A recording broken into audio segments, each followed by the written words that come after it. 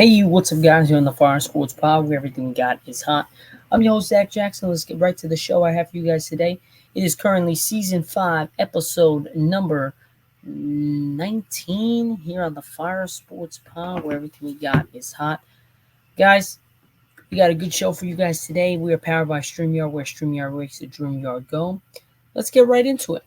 All right, so right now, guys, we're going to be going over a big win that happened in Los Angeles with the LA Lakers last night. Bronny and LeBron having their first powwow / their first game together, and it was electric. It was awesome to see.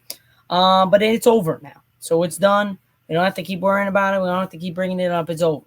He played one game. He had 3 minutes, and he missed. He went 0 of 2 or 0 of 3 from the field. So, again, he didn't score his first bucket with LeBron in his first game, but nonetheless, it was a great special night. But we have to get to the stats from that game. I mean, Anthony Davis had a monumental game first, and it wasn't really a big-time game efficiently. But at the same time, that man could not miss. So let's go to the Lakers stats and what they were playing with.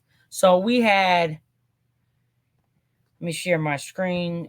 First off, Anthony Davis had a hell of a game. He didn't have a big efficient game, but he did have a hell of a game. It wasn't even one of his best games. Could have better. Rui Hachimura came out strong. 18 points, 5 rebounds, 1 assist. LeBron, he had a up-and-going game, a lot of dunks, a lot of athletic plays, but he had 16, 5, and 4 in 35 minutes played. He did make history, though, to being the the person to pass Kobe Bryant on missing the most shots in NBA history in a game.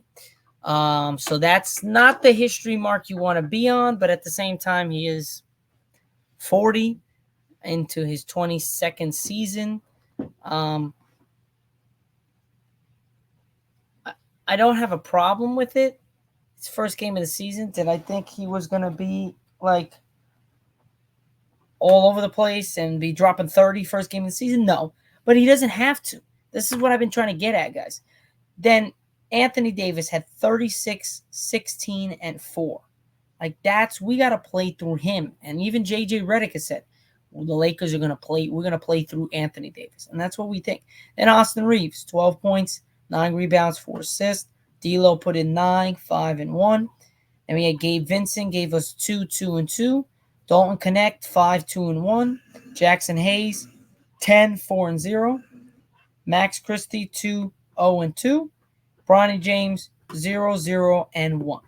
So everyone scored except for Bronny. We had everyone given enough minutes. I mean, all the way down to Max Christie, Jackson Hayes, off the bench, 10 and 4. It was great. It was an all-around great performance by the team itself. But also, not to mention, we played against a top team in the Timberwolves. They went to the Western Conference Finals. So it's not like it was a walk in the park. It was a tough game.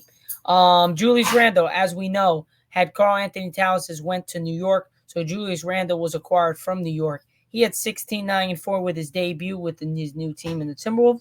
Jaden Daniels went 6, 1, and 2. Rudy Gobert had an okay game, had a double-double, 13, 14, and 2. Guys, he's just the softest player. Like he's like, I just don't like Rudy Gobert. I don't think he should even be considered a defensive player. Yeah, he had block shots. He does some things, but he's slow. He can't play any offense other than in the post. He can't shoot. He got dunked on like 3 times yesterday. It was just it was absolutely mesmerizing on how bad he is overall. Like he's a good defensive player. He's not a great one. I don't think he's a great one. I don't think he deserves some of the Defensive Player of the Year awards.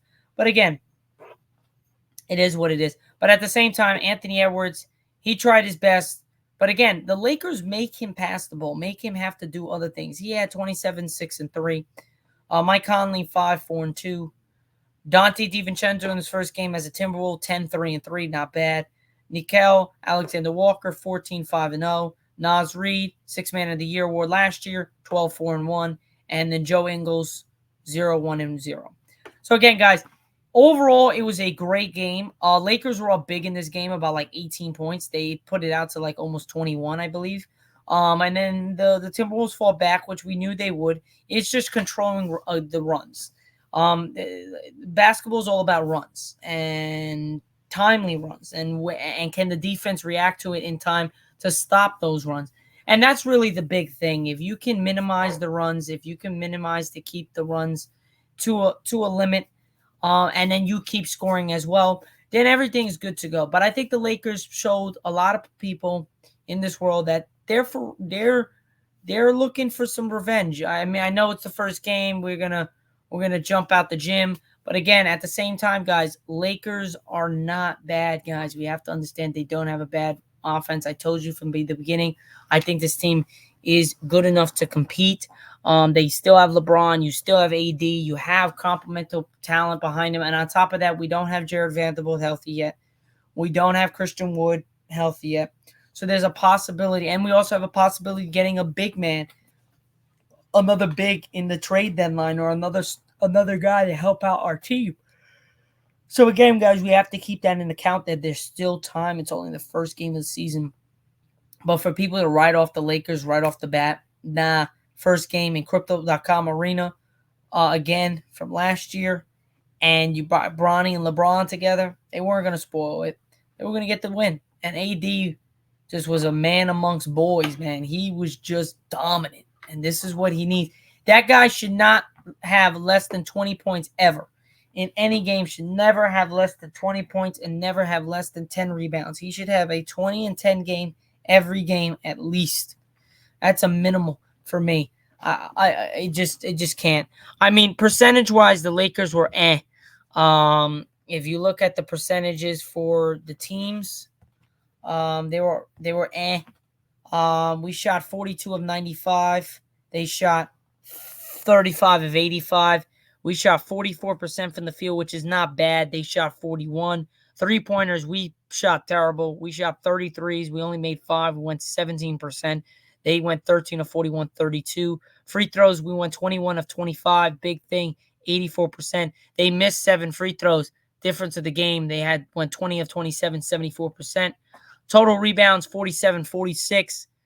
Basically a pick 'em there. Offensive rebounds, same thing, 12, 15. Defensive rebounds, 35, 31, right there. Assist, we won the assist by 5. Blocks, we killed them 8-1. Steals, 7-4. Turnovers, they had 15 turnovers to our 7. That's a number that I got to watch out for, guys. Our turnover margin should not be more than 12 a game. Should not. Points in the paint, as you can know, we killed them 72-40. Fouls, personal, both at 22 apiece. Not bad. Again, a pretty even game, to say the least, other than the 3-point percentage, but a pretty even game. And you can see it. Lakers won 110. Timberwolves lost 103. So it wasn't a bad game, to say the least. But at the same time, guys, I think the Lakers are a formidable team. I think you got to watch out with them in the West. Because again, guys, yes, LeBron's 40. The man can still do his thing. He showed it in the Olympics. Even in that game, bro, just his body is just not where his age is at. It's absolutely ridiculous how he keeps on going. But again, guys, enough with my Laker rant. The Lakers were for real. That was our first segment. Our second segment, we're going to move into some things that we got to go over. Some reaction to some sports news and stories. So I definitely want to get to that in just a sec. So let me take a quick short break, and I'll be back with you guys in just a little bit. All right, guys, we are back like we never left. We're going to be going over to our second segment. We're going to be going over some news and my reactions to this news. So we have a lot to get to when it comes to the news, but let's get to some NBA signings. Extensions, I should say. So Denver Nuggets are reportedly giving the veteran forward Aaron Gordon a 4-year, $133 million deal. Now, my thoughts on this: Aaron Gordon is a great 3-and-D guy. A very good dude that is just going to do what he's told. Is just going to do the not the bare minimum, the over of that. He's going to do everything for his team. He's going to get those rebounds. He's going to box out. He's going to play defense. He's going to guard one of the best players. He's going to score. He's going to shoot. He's going to electrify the crowd. He's going to do everything that he needs to do for his team. And I think, is he that good to get that type of deal? Hell yeah. Because this man was the number one option in the Magic. He won the dunk contest, or he got snubbed multiple times. I think he should have won at least one of them. But on top of that, guys, he's good enough to get this contract. You might be like, oh, but he's not the star or whatever. Yes, they have Jamal. They have Jokic. They have Porter. But then who's next? It's him. And then Caldwell Pope. Like they have, well, Caldwell Pope's not there anymore. But they have legitimate guys. Aaron Gordon fits them mightily, perfectly. So I think this was a great extension. This was a great move by the Nuggets just to keep their core four. Fantastic move. I think that's exactly exactly a good move that you needed. First thing right off the bat this season. Our next thing, guys, is we have to get to. So we already said LeBron James breaks Kobe Bryant's record for the most missed shots in NBA history. So that was already said. But we have to get to something else that was also put through 50 minutes after the Timberwolves versus Lakers tip-off, which was Rudy Gobert gets a 3-year, $110 million extension. What the fuck? No, seriously, what the hell? Like, seriously, what the hell are the Timberwolves thing? Like, he's okay. He's not this great defensive guy. I'm not sold on him. I think he sucks. Personally, overall, as a talent, I think he's fucking terrible. I just don't like him. I dislike him at all. It's just he plays with no effort, no intensity, no want. Yes, he's a block shotter. Yes, he's okay on defense. But, dude, he can't do nothing on offense. He can't shoot. He can't run fast. He's just a guy you chuck to the post when the guy jumps and you throw it to him and he dunks the ball. That's all he is. He has no offensive game. And his free throws are atrocious. So you can't help him out. You would just foul him every time in crunch time because he barely makes his free throws. So to be honest, guys, there's no way I'm giving him a $110 million extension over anybody else. Like an Aaron Gordon, hell no. I'm giving him first. Fuck Rudy Gobert. I just can't stand him. I think a lot of people think he's all that. I don't think he's all that. I think he just sucks. He's never there. He's not this big-time guy that's going to drop 30 a game. He doesn't do that. Does he fit with the Timberwolves? Yeah, but I don't think he's worth $110 million over 3 years. Hell no. So that's my take on the two extensions that we had over the last couple days. Now, some news that we have to get to, and we're going to stay with the NBA. It's going to be a very heavy NBA show. NBA is investigating 76ers on handling Joel Embiid's participation plan has come into question. So basically, like, what's happening with his shit? Like, is he hurt? Is he not? The participation is just not there. I just think that the 76ers in general have a big problem. If Paul George, who hyperextended his knee, is not back soon, if Joel Embiid can't stay healthy this year, it's just going to be a domino effect and a reoccurring effect every year. It's not like you got this guy in a second star that doesn't get hurt at all and is always healthy. Paul George has been, which sucks, his entire career has been rude with injuries since he had that broken leg with USA. Since then, it's never been the same. He hasn't got the athletic ability like he used to have. And on top of that, guys, he's not as strong. You have to understand, like, when you go through a catastrophic leg injury.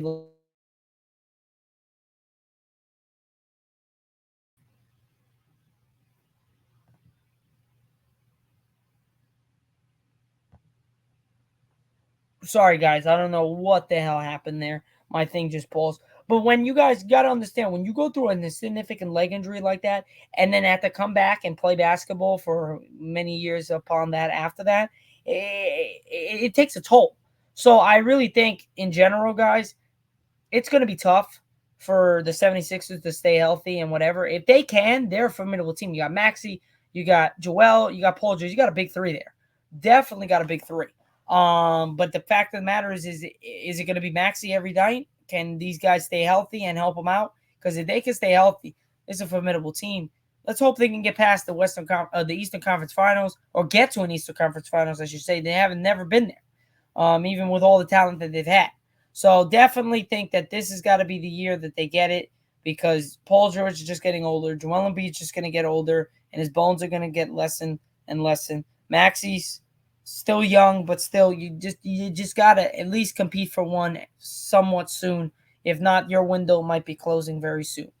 Same thing with the Clippers. Their window's closed. We'll see what happens this year, but I think their window's closed already. Kawhi's out indefinitely, and you got James Harden running the show again. We'll see how long that happens. But other than that, guys, that is what my take is with the 76ers and Joel Embiid and how they're handling that situation. I just think that he needs to definitely stay healthy if they want a shot at competing for something later down the line. But guys, we're going to now transition from our NBA talk and NBA news and our NBA show. We're going to move now to the NFL for the next 10 minutes or so. So I'm going to take a quick break and we'll be right back. All right, guys, we are back like we never left with our third segment on today, or I should say second segment, since we went into some Laker talk with the Timberwolves, and then we went into some news. So this is our third and final segment of today's show. We got some to get to when it comes to NFL news. What's popping in the NFL? So today at 8:06 a.m., we all know the Chiefs need a wide receiver. Juju's down, Rice is down, Hollywood Brown's down. They just brought in DeAndre Hopkins. Whoa,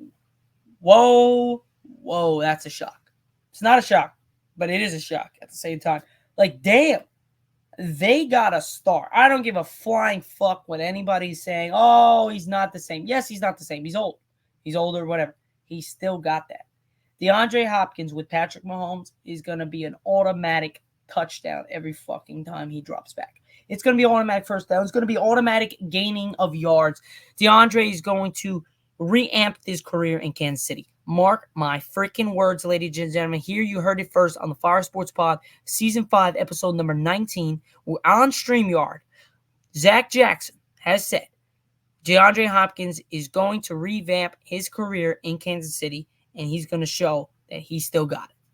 That was a monster move to have DeAndre Hopkins go to the Kansas City Chiefs, which they desperately needed a wide receiver. Desperately, with their top three going down. So that's the first one. And I think that's a fantastic move by Kansas City. They just keep getting better and better.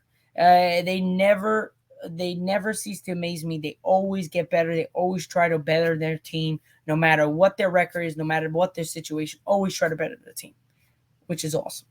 Now, moving forward, we have to go into depth about their offense and the way Patrick Mahomes is playing, because he's not playing typically so great like he's been over the past couple seasons.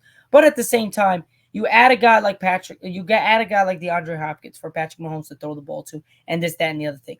I think it does wonders for him. And watch that Patrick Mahomes ups his game when it comes to yardage, touchdowns, mistakes, and stuff like that. But they're still 6-0, and he's making all these mistakes, and he's not playing at his best, and they're still 6-0. That just shows you. And they're not playing garbage teams. That also just shows you.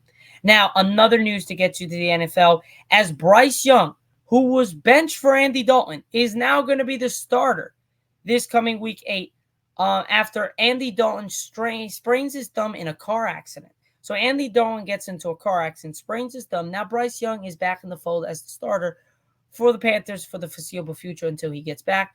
Let's hope that he's able to get back to the swing of things. Let's hope that Bryce Young is able to unlock something, because I'm rooting for him. I am. He's in Charlotte. He's with a terrible team, terribly ran organization. I'm rooting for that guy.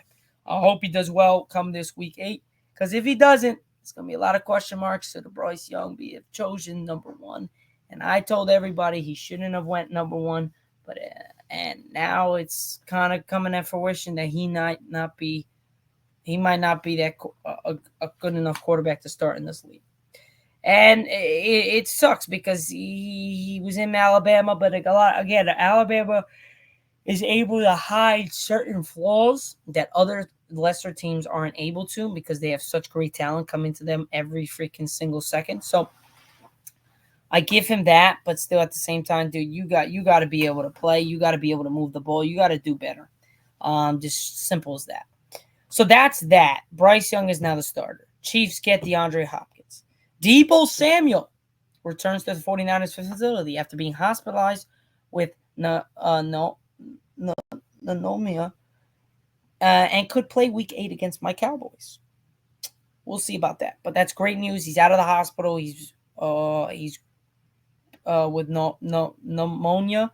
He's out of the hospital. He's ready to roll. So let's hope that he can get back healthy and onto the field. Just wait till after my Cowboy game, please, Debo, please, so you don't torch my Cowboys defense like you always do. And then our final, we got four more big news. So Chris Godwin gets injured in the final minute of a blowout loss. Todd Bowles explains his decision to leave star wide receiver in the game. So Chris Godwin had a nasty leg injury. Looks like he's going to be out for a long time. He has dislocated, I think, his leg or his knee, something like that. So he's going to be out a while, which just sucks because it was in a blowout loss, and he kept him on the field, and then he paid the price. So, and then on top of that, Mike Evans gets his 100th career touchdown, and then later in the game, he gets thrown a ball in the back of the end zone. It was incomplete, and then he pulls his hamstring, or hurts his hamstring. So he's out. Probably up until week 11 bye after aggravating his hamstring on Monday night. So he's not going to be back until after expected back before a week 11 bye. Not expected. So he's not going to be back by week 11. He's going to be probably back by 12 or 13. So that takes a blow to them, which they were one of the top teams in the NFC going into this game. So where the hell do the Buccaneers go? They have to find some other guys to throw the ball to. Baker Mayfield's got to kind of make some decisions. And when he does that, he's not the best. So we'll see what happens. Kevin O'Connell for the Minnesota Vikings says star tight end TJ Hawkinson returning this week, very much a possibility. So TJ's been out for a while with an injury. He had surgery over the offseason, so he's been out with an injury. He'll be back very soon, which is great for the Vikings because they're able to add more depth to the offensive game, be able to help out Sam Darnold with more weapons other than Justin Jefferson. So that's great news, and I think that's going to do wonders for fantasy owners. Jamison Williams hit with 2-game suspension for performance-enhancing substance. So Jamison Williams, per the Lions wide receiver, will be out for 2 games because of some substance abuse. And again, guys, these guys just don't care. They just don't give a shit. 2-game suspension does nothing. If we want things to happen, we have to up our game. But again, guys, it's just the way the world is, man. We're just fine with just letting people get away with the same shit over and over again. Not that say James Williams did it again. I'm just saying that we've had other players do it, and it's the same suspension. There's nothing doing anything with that. And then Puka Nacua, designated to return from injury reserve amid Cooper Kupp's trade rumors. So Cooper Kupp has been on the trade rumors market for a couple of weeks or so. For right now, Puka Nacua is looking to get back onto the field to help out Matthew Stafford, which I think he desperately needs. And then last but not least, guys, Jameis Winston is to fill in for Deshaun Watson, who will miss the rest of the season after he tore his Achilles. Jameis Winston had some heartfelt words for Deshaun Watson after the crowd was very happy when he got injured. Jameis Winston's just a class act. He's been there before in Tampa where they just were booing. He had 30 picks, 30 touchdowns. We remember that year. So definitely he knows where he's at. It's just not right. Yes, he's had them allegations and whatever, but he's still a human being. It's not right to prey on somebody to get injured because you never know what type of injury that could be. He could get hit in the head. He could die. You never know. So it's just not right. Myles Garrett called out the fans as well, saying that's not right. We can't do that. Man puts his body and his life on the line for this game, for the city, and you're just going to boo him when he gets injured. Yes, we've had a great season, but it's not just his fault. And definitely agree with Myles Garrett, Jameis Winston. But Jameis Winston will be fulfilling Deshaun Watson's quarterback duties for the rest of the season, as he now will go into getting treatment on his Achilles to get back next year. We'll see if Deshaun Watson has a job with the Browns next year or will they eat the contract. I think realistically, Deshaun Watson's not the answer, and you got to go look for somebody else.